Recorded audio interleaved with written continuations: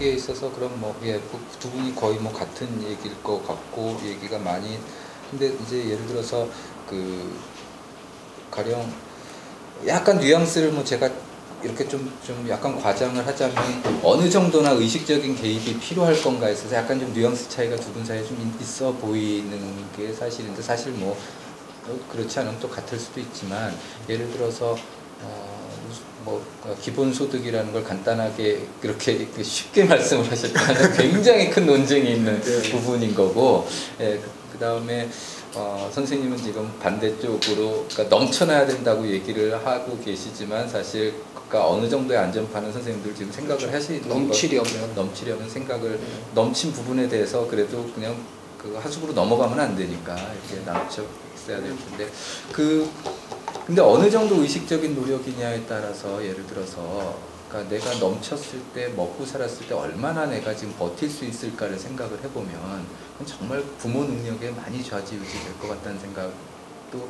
해봐요. 이제 그런 면에서 어떻게 보면 지금 대학 교육이라는 게 어떻게 보면 굉장히 그 부모의 재산 지위에 굉장히 좌우된다라는 얘기를 하는 할아버지 것처럼. 재산. 할아버지 재산.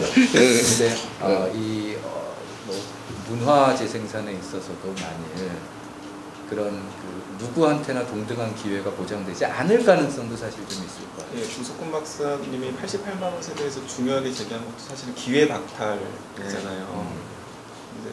근데 최 선생님께서 그런 얘기를 하시면 아마 20대 친구들 발끈해가지고 그런 친구들이 있을지도 모른다는. 욕도 좀 먹고 그래. 욕도 다 자산이니까. 예, 아니 그래서 저 토론하면 욕 먹어요. 먹고 그러면서 한번 토론을 해본 건데, 예, 그걸 어떻게 기회, 그러니까 우리 사회가 자꾸 그 지나친 평등을 주장하지만 사실 그런 평등이 아니라 기회의 평등을 얘기하자는 건데, 기회를 어떻게 공평하게 줄 수 있느냐, 그 문제는 심각한 문제죠. 저도 그거를 뭐 반대로 하고 싶은 생각은 전혀. 근데 아까 그에 대해서 뭐 가령 그런 기본소득 논의가 된다면 그건 전 국민을 대상으로 해야 되는지 아니면 뭐 문화산업에 대한 지망생들을 대상으로 해야 되는지 뭐 그런 거에서 좀 구체적으로 좀 생각을 좀 더 해보셨어요? 최저원법이라고 할 때는 이제 문화인으로 좁힌 거고, 그다음에 기본소득인 경우에는 우리나라 국민이면 누구나. 그렇죠. 그래서 이제 청년이든 궁극적으로는 노인이든 이 땅에 태어난 사람은 새끼밥은 먹을 수 있게 하자라는 거 우리가 합의를 하면 할 수 있는 거죠. 근데 그건 이제 돈이 없으니까 줄인다 그러는 게 차가워법 형태가 되는 거고. 선생님 죄송한데 한 가지 여쭤볼 게 있어가지고요. 저 문화로 먹고 살기 읽으면서도 그런 생각이 들었고, 두 분 말씀하면서도 약간 저는 고개가 갸우뚱해지는 부분이 있는데, 이제 문화산업이나 혹은 이제 문화산업, 지식산업의 중요성 같은 걸 두 분 다 이제 공히 강조를 하신 입장이잖아요. 저는 보면 두 가지 면에서 약간 좀 의문이 드는데, 하나는 뭐냐면 그 탑이 될 수 있는 잠재력이나 재주가 있는 친구들은 저는 극히 제한돼 있을 거라는 생각이 들거든요. 뭐 음악이든 문학이든 뭐 분야에서도 그렇다면은, 그런데 좀 우리 사회 같은 경우는 정말 다른 분야에서 잠재력을, 문화산업 외에 다른 분야에서 재능이 있거나 잠재력이 있는 친구들조차도 과도하게 그런 쪽으로 좀 쏠려 있는 경향 같은 게 있지 않나. 그런 쪽이 어느 쪽이에요? 그러니까 뭐 문화 쪽에 예, 쏠려 있는 게 있지 않나. 아니 더 커질 거예요. 하는 생각이 있고요. 더 커져야 된다고. 더 커지게 될 거예요. 그리고 그 맥락에서 보면은 만약에 문화산업이 커진다고 했을 때 제가 이제 아까 얘기한 전제대로 탑이 될 수 있는 사람은 굉장히 극소수일 텐데, 그러면 그게 과연 이 국민 경제 전체에 굉장히 유의미하고 좋은 효과로서 작용을 할지에 대해서 저는 약간 잘 모르겠어요. 첫째는 이제 문화산업만은 구성되어 있는 경제는 없고. 네, 당연히 그렇죠. 예. 그러니까 지금보다 2배 정도 커지는 정도 제가 상상하는 건데요. 네. 경제학 이론을 하면 이제 우회 생산의 원칙 같은 게 있죠. 그러니까 뭔가를 만들기 위해서 그걸 만들기 위한 수단을 만들잖아요. 그러면은 이걸 만든 건 똑같지만 전체 GDP는 커져요. 그러니까 오스트리아 학파에서 얘기했던 그거를 똑같은 이론을 제가 이제 문화에 적용하는 거거든요. 어떤 일을 그냥 할지, 그걸 할 때 음악을 들으면서 하잖아요. 그럼 뭐 만드는 거 똑같은데 음악이 일종의 도구 같은 거잖아요.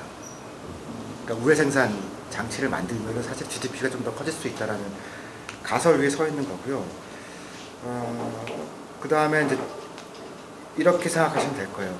그러니까 생태적인 생각이라고 제가 계속 얘기를 한 게 탑은 한 명 있잖아요. 네. 그러면 이렇게 생긴 건 상상할 수 있거든요.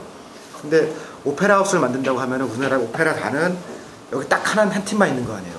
그럼 그 한 팀이 탑이 되는 게 옳으냐, 아니면 지방에 이제 예술관이 여러 개가 있을 수 있잖아요. 그러면은 오페라 하우스 하나를 만들 돈을 가지고서 지방에 조그만 공연장 100개 만든다고 그러면은 오페라 하우스 하나는 100명의 공연을 만들지만 같은 돈으로 만약에 작은 공연장 100개 만들면은 거기마다 10명씩의 오퍼레이터들이 있을 거 아니에요. 그럼 고용은 굉장히 커지죠. 같은 돈을 가지고 밑을 채워나가는 거거든요. 근데 지금의 한국의 문화산업 쇼 비즈니스는 이 밑을 안 만들어 놓고 위만 가려고 하는 거예요. 재생산이 안 되는 거죠. 근데 이게 전체적으로 필요하다고 하면은 중고등학교에서 예술교육이라든가 혹은 고등학생들이 영화를 만든다라고 하면 교육 쪽에 고용이 늘 거 아니에요.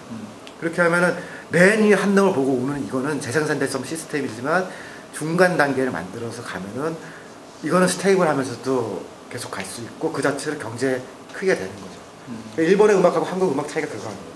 한국 밑에 없어요. 없고 위에만 트레이너를 갖고 와서 만들어내서 성과가 있는 것 같은데 2, 3년 후에는 아무것도 없는 거거든요. 일본은 밑을 만들어낸 거죠. 탑에 하나가 있는 건 그건 결과죠. 네. 근데 그 하나를 만들어내기 위해서 넘쳐야 그 하나가 네. 나오는 거고 그 하나가 꼭 좀 학생들하고 그런 얘기를 좀 많이 하는데 수업 시간에도 니네들 이 중에 반은 이 땅에 안 살 건데 다 세계를 돌아다니면서 살 건데 기껏 지금 한다는 짓이 어느 우리나라 기업에서 원하는 스펙을 쌓느라고 지금 굉장히 애들을 쓰는데 그 살 이유가 뭐 있느냐. 스펙을 정말 쌓으려면 전 세계를 상대로 스펙을 쌓든가 그런 얘기를 제가 하는데 이렇게 해야 우리 탑이 하나 생기는 거고 이 중에 또 나갈 것도 생기는 거고 뭐 한 거지 그 탑을 하나를 생각하고 기획을 하면 안 될 것 같다는 생각이에요. 그리고 지금 얘기하는 문화산업이라는 게 이제 여기서 지금 우석훈 선생님이 얘기하는 이 문화산업 이외에 또 문화가 먹여 살릴 게 또 많잖아요. 그 문화가 넘칠 때 자동차도 문화를 입힌 자동차가 나오는 거고 네, 이제 핸드폰, 문화를 입힌 핸드폰 나오는 제가 이제 거고. 우회장사 얘기를 했던 게 최종 재화에 대한 수단 같은 거라 이거예요, 문화가. 그래서 그 나머지 거에 부가가치 만들기 때문에 우리가 그 공장제 시대 생각했던 거랑은 조금 메커니즘이 다를 거다라는 거죠. 그 점에서는 저도 뭐 전적으로 동의해요. 근데 그 19세기 오스트리아가 우회 생산 얘기할 때 그게 따져보면 그 얘기인 거거든요. 그냥 그 재원 하나 만들 거냐, 혹은 그걸 만드는 일단 망치를 만드는 기계를 만들고 그 기계를 만든 기계를 또 만들고 그러면 투입과 최저가 같더라도 중간이 커지니까 신고전학과 경제 이론의 맨 가운데 있는 거예요. 그러니까 두 분 모두 사실 뭐 이거 이러면서 계속 이제 우리가 은연중에 경쟁이라는 얘기를 지금 계속 하고 있는 건데요. 네. 근데 사실 어떻게 보면 두 분 다 그렇다면 그 경쟁을 바라보는 거에 대해서 뭐 그렇게 큰 시각의 차이를 제가 뭐 찾기는 좀 힘든 것 저는 같고요. 경쟁 협동 다 필요하다라고 보는 거거든요. 네. 그러니까 생태계 어떤 생명체도 경쟁만 하지는 않고 자기가 생태계에 기여하거나 혹은 뭐 어떤 협동하는 측면이 있거든요. 그러니까 그래서 저는 이제 경제를 얘기할 때도 우리는 경쟁만 얘기했는데 그거의 다른 측인 협동에 대해서는 너무 얘기를 안 하고 분석 안 한다라는 게 지금 불만인 거예요. 근데 이건 뭐 나중에 안 집어넣어도 되죠. 그런 건 사실 약간 오해지. 사실. 그거는 네. 저기 한국의 오히려 경쟁력 저는 같은 경우는. 생태학자 입장, 생태학을 정말 하는 사람의 입장에서는 그렇게 설명하는 것보다는 경쟁은 필연적인 거고 네. 그 경쟁에서 우위를 차지하기 위해서 협동이 필요한 거죠.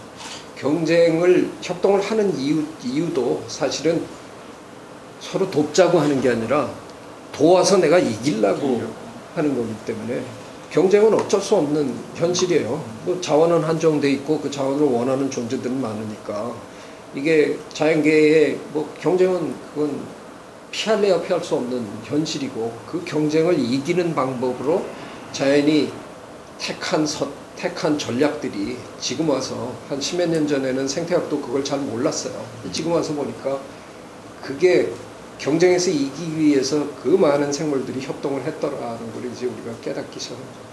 그걸 이제 제가 호모 심비오스라고 표현을 한 건데 이제 그게 이제 계속 사실 그런 선생님의 지금 그 얘기가 네. 계속 사회과학자들하고 걸렸던 문제는 지난 100년, 200년 동안의 문제는 네. 오케이 거기까지 응?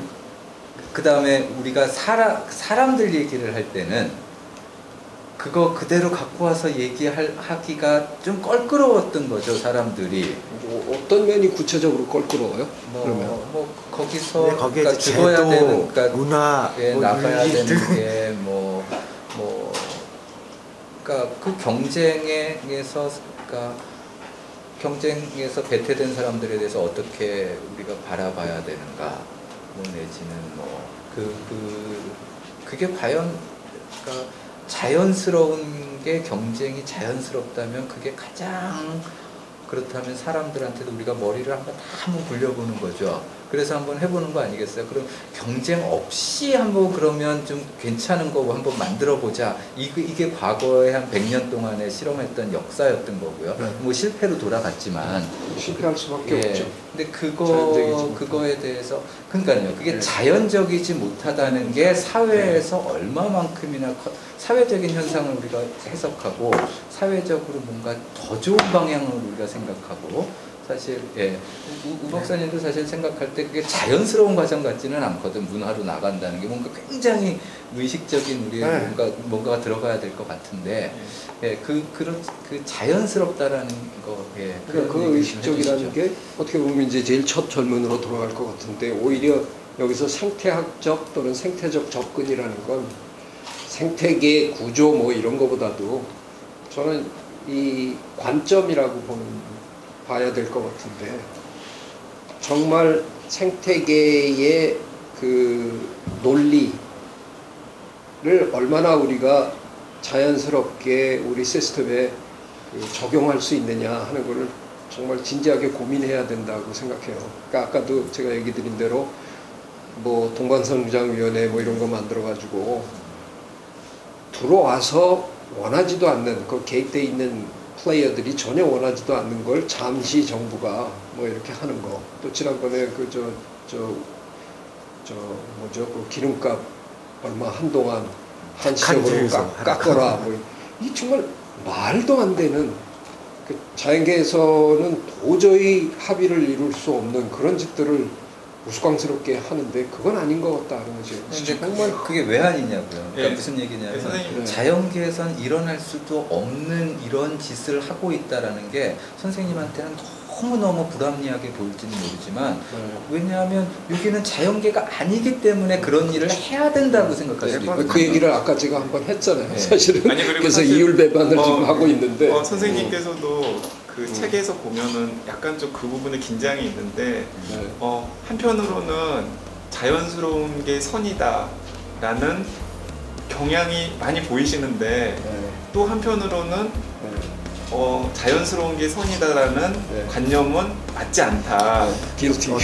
저면서 길티인데 아직 정확하게 정리를 못했는데. 최근에 누구를 만나고 다니셨는지 얘기를 했는지 약간 달라지나요?